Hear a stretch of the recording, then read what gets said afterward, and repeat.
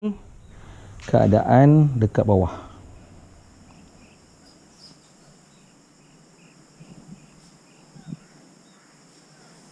Keadaan dekat bawah.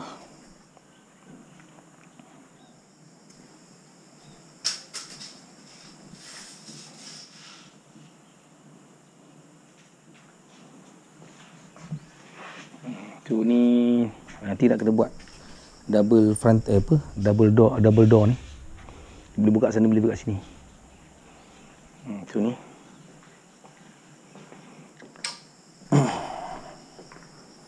Minggu depan pasang sliding door ni semua pun nampak cantik lah, pun nampak okey. Jadi pagar pun dah pasang. Tinggal nak ni je. Tinggal nak welding, buat platform. Buat apa? Buat railing. So lepas sini pun boleh nampak sana boleh nampak pemandangan. Dalam bilik ni pun boleh nampak pemandangan. Okey.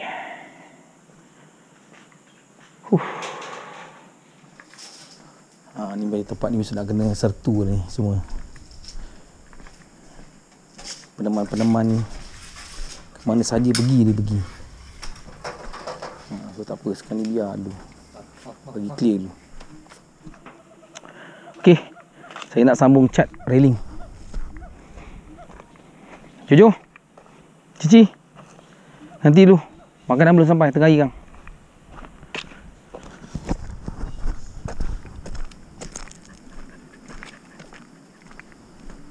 So kat sini limau subuh ni. Saya nak tanam pokok limau lagi ni. Bagus dah ni. Nak tanam pokok limau ni. Banyak ni pokok limau ni.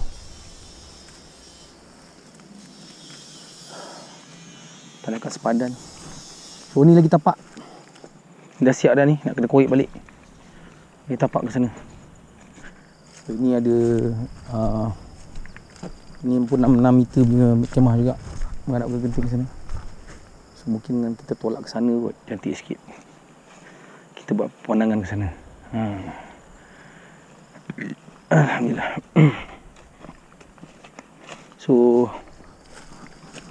ini 5 meter punya. 5 meter. Yang ni satu kecil 4 meter punya. Lepas bawah lagi. Ataupun bawah tu sana satu lagi. 1, 2, 3, 4, 5 6, 7 8, 9, 10, 11, 12. Okey, ngam.